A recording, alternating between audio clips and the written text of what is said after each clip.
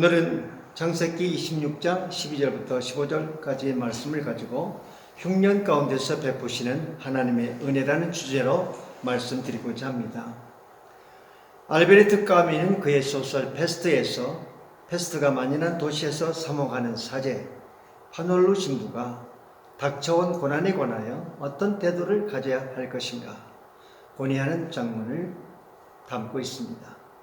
이러해야 할 것인가 저러해야 할 것인가의 문제인데, 신앙인으로서 이것을 선택하면 저것에 걸리고 저것을 선택하면 이것에 걸리는 모순에 빠지게 됩니다. 이 역병과 싸우는데 진력해야 할 것인가, 아니면 교국민들에게 그것이 하나님으로부터 오는 것이니 받아들이라고 가르치는 데에 진력할 것인가. 그는 그의 설교 가운데서 결론적으로 이렇게 말합니다. 어린 아이들의 고통을 보십시오. 이들의 고난은 우리의 쓴 빵입니다. 이 빵이 없다면 영혼은 영적 굶주림으로 죽고 말 것입니다. 무슨 얘기입니까? 우리가 빵을 먹고야 살아야 하므로 영적 빵이라는 어린이들, 약자들, 병자들을 돌봐야 한다는 말입니다. 목회자도 그리스도인도 의사들처럼 이 역병에 대적하여 싸워 이기고 환자들을 돌봐야 한다는 뜻입니다.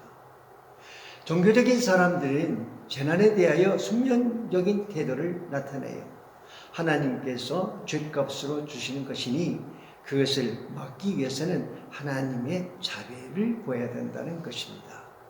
또 한 그룹은 정부나 전문가들의 조언에 귀를 기울이고 백신을 개발하기 위해 노력하고 의료기기들을 잘 사용하여 직접적이며 간접적인 재난의 위협이 있는 장소를 피해야 한다는 것입니다. 까미의 소설 페스트에 나와 있는 신부는 어떤 결정을 내렸을까요? 그는 의사들과 손을 잡고 일선에 나가서 역병과 맞서 싸웠습니다. 예수님께서도 그의 공생애 가운데서 질병과 인간의 절망과 싸웠습니다. 인간의 고난을 전념적으로 받아들이는 태도를 예수님은 보이지 않으셨어요. 회개하지 않으면 망하리라고 외쳤습니다. 우리는 오염된 주위에 사는 인류로서 인간의 타락이 가져온 부정적인 부작용들과 투쟁해야 할 권리와 의무를 가지고 있습니다. 성경은 그리스도인들에게 고난받을 준비를 하라고 말씀하셔요. 특히 야고보서, 베드로서, 그리고 히브리서에서 강조하고 있습니다. 히브리서 11장에는 믿음의 전당에 신앙 용사들의 이름과 그들의 행적이 기록되어 있습니다. 거기에는 매맞아 죽은 사람, 채찍에 맞은 사람, 옥에 갇힌 사람, 돌에 맞은 사람, 광야 같은 곳에서 굶어 죽은 사람들의 명단이 들어있습니다. 우리에게는 고통을 피하기를 원하는 끈질긴 생각들이 마음속에서 흘러나오고 있어요. 만일 그리스도인들에게 오는 모든 비극을 하나님께서 다 정지시켜 주신다면 우리는 어떤 삶을 살게 될까요? 그런 일은 상상할 필요조차 없습니다. 하나님의 계획 가운데는 그리스도인들에게 고난이 있음으로써 오히려 삶에서 승리 기쁨을 얻게 하시고 하나님은 끝까지 인내하며 이겨내는 자에게 구원을 이루어 주시기 때문입니다. 바울에게 육체가 가시가 있었습니다. 육체에 가시가 있었습니다. 그 가시는 그를 괴롭히는 도구였어요. 그것이 질병일 수도 있고 신체의 어떤 결함일 수도 있습니다. 성경이 그것을 사단이 주는 것이라고 말하고 있다면 하나님의 위임하시는 일을 끊임없이 방해하는 어떤 요소일 수 있습니다. 바울은 그 가시가 자기 몸에서 떠나도록 간구했습니다. 그러나 하나님은 그것을 거절하셨습니다. 그러면 그것을 바라보는 성도들의 생각은 어떠했을까요? 위대한 하나님 종이 자기 자신의 질환도 해결하지 못한다, 하나님께서 그를 돌봐주시지 않는다, 이렇게 하고 바울을 의심했습니까? 그렇지 않았습니다. 바울은 특별한 존재나 신분이 아니라 우리와 똑같은 성정을 가진 사람이구나. 우리가 당하는 고통을 그 역시 당하고 그의 고뇌하는 삶의 모습을 보고 동일시하고 이해했어요. 가시와 투정하는 바울의 모습을 보면서 그들도 바울처럼 하나님의 은혜가 족하다고 감사하면서 살아갔어요. 오늘 본문에서 이야기하고 있는 이삭이 당하고 있는 고난, 즉 흉년을 어떻게 대처했는가를 설명하기 위해서 저는 서두에 까미의 작품 페스트의 상황을 말씀드렸습니다. 가나안 땅에 아브라함 시대에 흉년이 있었어요. 그의 아들 이삭의 때에도 흉년이 왔습니다. 흉년이 되면 우선 먹을 것이 없어요. 물이 없어 농사를 지을 수 없으니까요. 그러면 가족을 다 굶겨 죽이겠어요? 가장으로서 어떤 결단을 적극적으로 해야 되지 않겠어요? 이삭이 정착하던 가나안 땅을 떠나 이집트에 가겠다는 생각이 틀렸다고 말하지는 않겠습니다. 그는 깊이 생각했을 거예요. 왜 그의 아버지 아브라함처럼 이집트로 가고자 했을까요? 이집트는 나일강이 있어서 나일강의 범람으로 농사가 잘 됐어요. 이집트 사람들은 흉년을 모르고 살았어요. 그랄 땅은 이집트의 북쪽 가나안 땅 남쪽에 있는 곳입니다. 그랄에서 조금만 내려가면 이집트죠. 이삭이 이집트로 갈 계획을 세웠다는 것은 어떤 이유였을까? 그런데 그는 이집트로 갈 계획을 하고 계속 내려가다가 그랄이라는 지역에 가서 잠시 머물게 되었습니다. 그랄 땅에 머물러 있을 때 하나님이 그에게 나타나서 말씀하셨습니다. 이 땅에 거류하면 내가 너와 함께 있어 네게 복을 주고 내가 이 모든 땅을 너희와 네 자손에게 주리라. 내가 네 아버지 아브라함에게 맹세한 것을 이루어 네 자손을 하늘의 별과 같이 번성하게 하며 이 모든 땅을 네 자손에게 주리니 네 자손으로 말미암아 천하 만민이 복을 받으리라. 이삭, 네가 나의 말에 순종하면 너희 아버지에게 약속하신 복을 너에게 그대로 전수시켜 주겠다. 그렇게 말씀하시는 거예요. 여러분에게 하나님이 직접 나타나셔서 아무개 집사야 네가 나의 말에 순종하면 너에게 복을 줄 거야 라고 하신다면 어떠하시겠어요? 순종하시겠죠? 그런데 하나님 이삭에게 하신 것처럼 직접 나타나서 친히 말씀하신다면 얼마든지 순종할 수 있는데 그런 일이 벌어지지 않습니다. 그래서 여러분은 하나님의 말씀에 순종하지 못하신가요? 하나님은 이미 말씀이 곧 하나님이라고 하나님의 음성이라고 하시면서 우리에게 기록된 말씀을 주셨습니다. 예수 그리스도의 보혈을 인구 삼아 기록된 말씀이 우리에게 있어요. 그게 뭐예요? 성경이죠.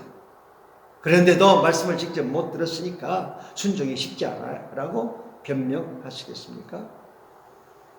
그랄에서 거주하고 있을 때 이삭은 두려운 마음이 생겼어요. 아내가 너무 예뻐서 그것에 악한 사람들이 힘으로 자기를 죽이고 아내를 빼앗아갈지 모른다는 두려움이 있었어요. 법과 도덕이 없는 고대 사회에서는 힘으로 남의 자손을 빼앗고 여자를 겁탈하며 뺏어가는 것이 비일비재했습니다. 그래서 이삭은 자기 아내를 따뜻하게 나의 아내라고 말하지 않고 누구라고 했어요? 내 누이 동생입니다 말했습니다. 이 동생이라고 하면 그를 죽이지 않아도 되는 거예요. 그런데 이삭 부부가 창가에서 서로 껴안는 모습을 목격한 그랄 왕 아비멜렉은 이삭이 거짓말을 한 것을 알고 이삭을 불렀어요. 그랄 왕은 정직한 사람이었어요. 하나님을 두려워하는 사람이었어요. 이삭을 호되게 책망하면서 자칫 자기 백성 중에 하나가 이삭의 아내를 거두게 되는데 큰 죄를 짓게 될 뻔했다고 화를 냈습니다. 그리고 백성들에게 누구든지 이 사람들을 건드린 자는 사형에 처한다고 공포했습니다. 여기까지 본문 11절에 나오는 이야기인데 12절에는 우리가 도저히 믿을 수 없는 일이 생깁니다. 12절부터 14절을 봉독하겠습니다. 이삭이 그 땅에서 농사하여 그 해에 100배나 얻었고 여호와께서 복을 주심으로 그 사람이 창대하고 왕성하여 마침내 거부가 되어 양과 소가 떼를 이루고 종이 시인이 많음으로 블레셋 사람이 그를 시기하여. 하나님의 자녀가 거짓말을 해서는 안 되는데 거짓말까지 했어요. 거짓말이 죄라고 하기보다는 하나님을 신뢰하면 하나님께서 그의 생명을 보호해 줄 텐데 하나님을 의지하지 못했다는 그것이 죄입니다. 하나님 앞에서 잘하는 것이 없는데 하나님은 그에게 성을 주셨어요.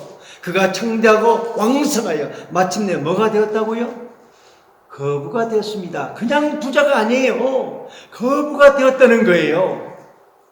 예수님은 씨 뿌리는 자의 비유를 얘기하셨습니다.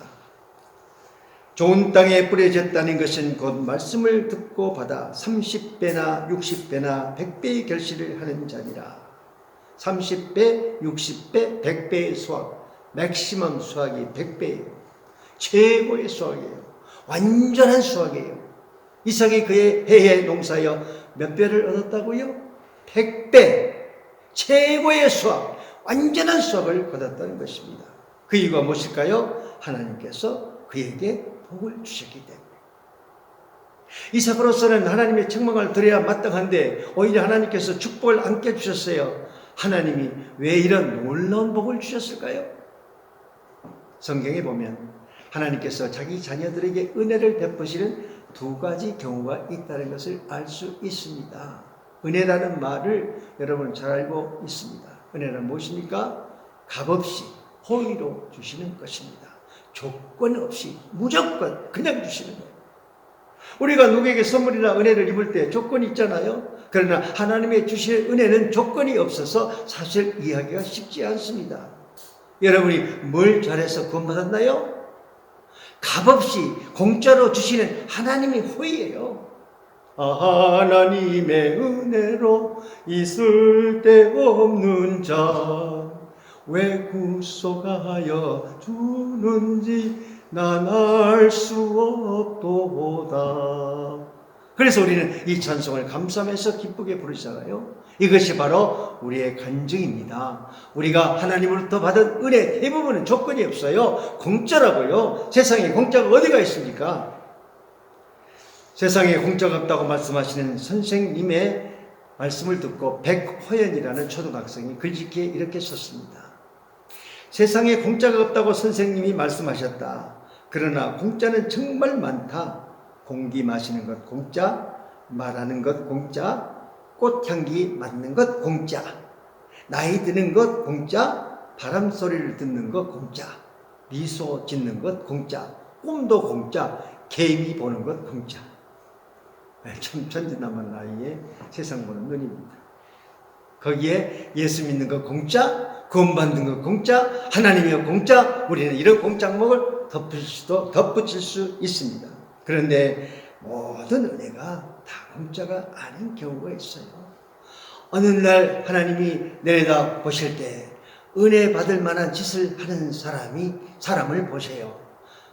예수 잘 믿는 사람, 말씀에 충성된 사람, 자기에 있는 것을 예수님의 사랑으로 나눠주는 사람, 모든 좋은 것을 말씀을 전하는 전도자와 함께 공유한 사람. 하나님께서 이런 사람을 보실 때 내가 은혜를 베풀어야 할 사람이 바로 너로구나 하시면서 은혜와 복을 주시는 것입니다. 그러면 이삭은 그냥 하나님의 호의로 은혜를 받았을까요? 아니면 하나님으로부터 은혜를 받을 만한 일을 해서 받았을까요? 여러분 어떻게 생각하십니까?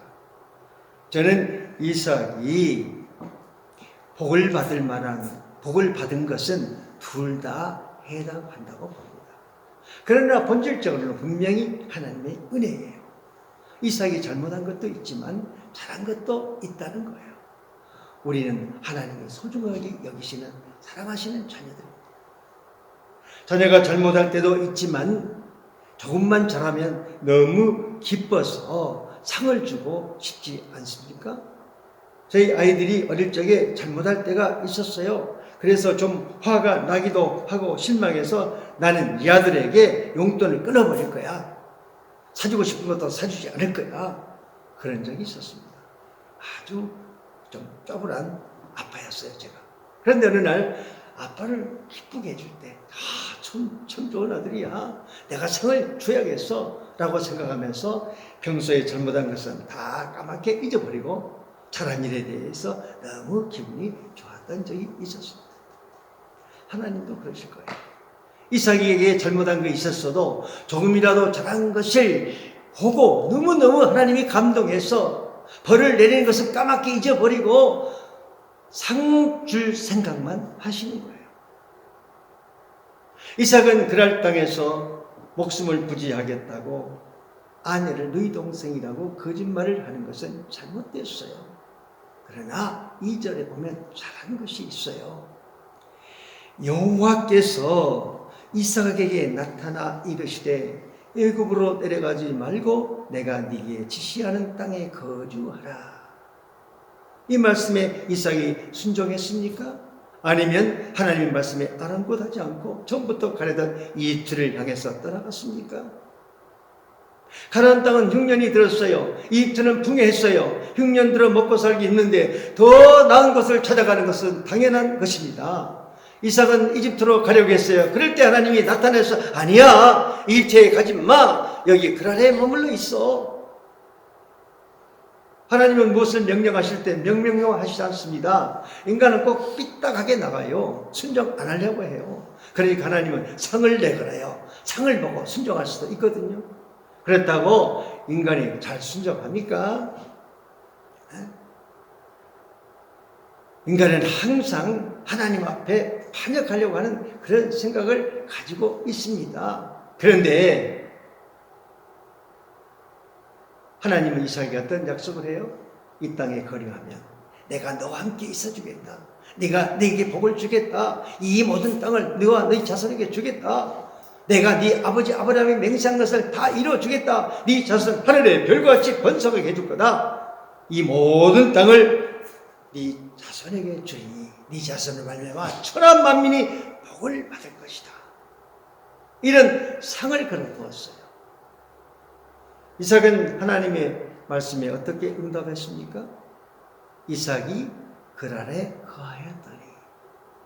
무슨 말씀입니까? 예, 하나님 말씀대로 순종하여 그랄에 머물겠습니다. 하나님이 약속하신 것 꼭 지킬 것을 믿고 기다리겠습니다. 이삭이 순종했다는 거예요. 그래서 하나님의 약속의 복을 받게 된 거예요. 사랑하는 여러분, 성경에 하나님께서 우리에게 엄청난 복들에 대한 약속이 기록되어 있습니다. 어떻게 그 복을 받을 수 있다고요? 어떻게? 순종할 때. 그거는 조건이 없어요. 그러나 복을 받는 데에는 조건이 있어요. 무슨 조건? 순종입니다. 네가 하나님 여호와 말씀을 삼가 듣고 내가 오늘 네게 명령하는 그의 모든 명령을 다 지켜 행하면 네 하나님 여호와께서 너를 세계 모든 민족에 뛰어나게 하실 것이다. 네가 네 하나님 여호와의 말씀을 청종하면 이 모든 복이 네게 임하여 네게 이르리니. 축복에 대한 신명기 28장 1절 2절의 말씀입니다. 이삭은 하나님의 은혜로 복을 받았어요. 흉년이 가뭄으로 흉년이 들어 농사가 안 되는 때인데도 하나님은 자연을 초월해서 그에게 복을 내려 주었습니다. 그러면 우리가 어떻게 해야 하나님의 약속하신 복을 100% 누릴 수 있을까요? 어떻게 해야 된다고요? 순종해야 합니다. 순종은 자기 생각대로 자기 좋을 대로 하는 것이 아니라 싫어도 손해가 나도 순종하는 것입니다. 부자가 된 후에 그럴 사람들은 이삭을 시기했어요. 남이 잘된 거 배가 아프고 시기하게 돼 있어요. 시기의 마음을 품으면 그 마음에 도끼를 품어요. 그 도끼를 가지고 이삭을 해칠 수 있거든요. 하나님께서 이삭을 보호하기 위하여 아비멜렉 왕을 사용하십니다. 어느 날 아비멜렉 왕이 그에게 찾아왔어. 네가 우리보다 더 강성하니 우리를 떠나라고 말합니다. 그리고 강제적으로 이삭을 쫓아냈어요. 그래서 이삭은 그랄 골짜기로 가서 잠시 머물다가 가까운 부엘세바라는 곳으로 갑니다. 부엘세바에서 이삭은 마침내 하나님을 만납니다. 하나님께서 거기서 그에게 줄 복을 다시 한번 확인시켜 주시고 그리고 나서 이삭이 그 말씀을 듣고 부엘세바에서 한 일은 무엇이었습니까? 25절에 이삭이 그곳에 제단을 쌓고 여호와의 이름을 부르며 거기 장막을 쳤더니 이삭은 먼저 뭘 했다고요? 하나님께 예배 제단을 쌓았습니다. 그리고 한 것이 뭐예요? 자기가 살집을 지었습니다. 그의 아름다운 삶의 순서를 보시기 바랍니다. 먼저 제단을 쌓고 그 다음에 자기 집을 짓고 물질의 축복과 삶의 안정의 복을 받은 이삭이 그 다음에 한 일은 무엇이었어요? 예배를 회복하는 것이에요. 물질의 복을 받을 것을 감사하는 것만으로 부족합니다. 늘 하나님의 임재하심을 경험하고 예배를 회복해야 합니다. 태권도 도장을 열어 사범을 하다가 부상을 입고 도장 운영을 포기하고 봉제 공장을 시작한 사람이 있었습니다. 사업이 잘 되자 교회 식구들은 당신의 부인이 기도해서 잘 된 거예요, 이렇게 말했었습니다. 그러나 그는 그들의 말에 수긍하지 않았어요. 내가 수완이 좋아 잘 된 거지, 뭐 아내 기도로 잘 됐다고? 천만의 말씀 만만의 공덕. 그러다 사업이 어려워지고 회사가 부도 위기에 처하게 됐습니다. 아무리 수완을 발휘해도 부도를 막을 길이 없어 마침내 두 손 들고 기도원에 들어갔습니다. 하나님께서 그에게 신명기 8장 17절부터 18절의 말씀을 읽게 하셨어요. 네가 마음에 이르기를 내 능력과 내 손의 힘으로 내가 이 재물을 얻었다 말할 것이 아니라 네 하나님 여호와를 기억하라. 그가 너에게 재물 얻을 능력을 주셨습니다. 그는 이 말씀에 크게 깨달았어요. 사업이 잘 됐을 때는 하나님께서 재물 얻을 능력을 주셨기 때문이라는 것을 철저히 깨닫고 먼저 예배를 회복했습니다. 철저하게 주일 성수했죠. 온전하게 하나님 몫을 드렸죠. 그리고 새로운 삶을 시작하게 되었습니다. 하나님께서 그에게 회복의 은혜를 주셔서 대형 회사의 의류 납품권을 얻게 되었습니다. 사업을 하든지 공부를 하든지 무엇을 하든지 예배하는 삶이 중요한 거예요. 왜 그랬습니까? 예배를 통해서 하나님의 뜻을 발견할 수 있기 때문입니다. 성공하려고 아득바득 살지 않아도 하나님의 말씀대로 순종하고 하나님의 뜻대로 살면 하나님께서 성공을 가져다 주십니다. 그러나 하나님의 뜻대로 살지 않으면 아무리 성공해도 그것은 참된 성공이 아니에요. 오히려 멸망길로 향하는 지름길이 되는 것입니다. 우리는 열악한 이 러시아 땅에서 살고 있습니다. 하나님께서 돌봐주시지 않으면 우리는 이 위험한 땅에서 버틸 수가 없어요. 하나님께서 복을 주셔야 안전하고 하나님께서 재물 얻을 권능을 주셔야 부유하게 살 수 있습니다. 본문 26장은 물이 없는 흉년으로 시작하여 풍부한 물을 얻게 되는 것으로 마감합니다. 아브라함 때의 첫 흉년이 들었더니 그 땅에 흉년이 들매 1절이 그렇게 시작하고 있잖아요. 그리고 32절에 그날에 이삭의 종들이 자기들이 판 우물에 대하여 이삭에게 와서 알리어 이르되 우리가 물을 얻었나이다 하매. 가나안은 물이 부족한 땅이에요. 물을 얻기 위해서 가는 곳마다 우물을 파야만 해요. 설령 우물을 파서 물이 잘 나오더라도 힘센 사람이 뺏어가면 그만이에요. 하나님은 힘을 가진 자를 굴복시키고 하나님의 자녀 앞에서 무릎을 꿇게 만들어요. 힘을 가진 그랄 왕 아비멜렉이 오히려 이삭을 찾아와서 불가침 조약을 맺자고 합니다. 불가침 조약은 무엇입니까? 서로 침략하지 않고 서로 평화하자는 거예요. 아비멜렉은 권세를 가진 왕인데 이삭이 군대를 거느리고 있습니까? 이삭이 무슨 출중한 무술을 하는 사람입니까? 그런데도 그는 이삭을 두려워하여 평화 조약을 맺자고 제안하는 것입니다. 그는 이삭이 하나님께 복을 받는 것을 보고 있었고 하나님이 함께 하심을 보고 있었기 때문에 순종하시기 바랍니다. 무조건 순종하면 하나님께서 무조건 은혜를 베풀어 주십니다. 은혜를 받았습니까? 그러면 예배를 회복하시길 바랍니다. 예배할 때 우리에게 능력을 주십니다. 내게 능력 주시는 자 안에서 내가 모든 것을 할 수 있느니라. 아멘. 기도하겠습니다. 주 하나님 아버지, 이삭처럼 하나님만 바라보며 살고 지치지 않는 삶을 살기를 원합니다. 어려운 환경 가운데서도 시기와 다툼을 경험하면서도 새로운 꿈을 가지고 새로운 장소를 찾으며 하나님의 인도와 축복을 기다리는 이삭의 삶을 배우기를 원합니다. 하나님의 약속하심을 믿고 순종하는 삶 되도록 우리를 붙잡아 주시옵소서. 자신이 가진 부유한 안정을 내 힘으로 이루었다는 교만한 마음을 버리게 하시고 하나님의 은혜로 여기까지 왔음을 고백합니다.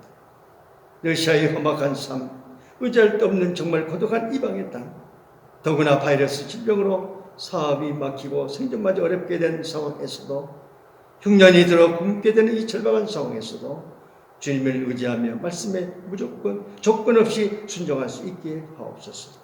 우리가 받은 복이 예배로 이어지도록 주님 역사하시옵소서. 예수님의 이름으로 기도합니다. 아멘.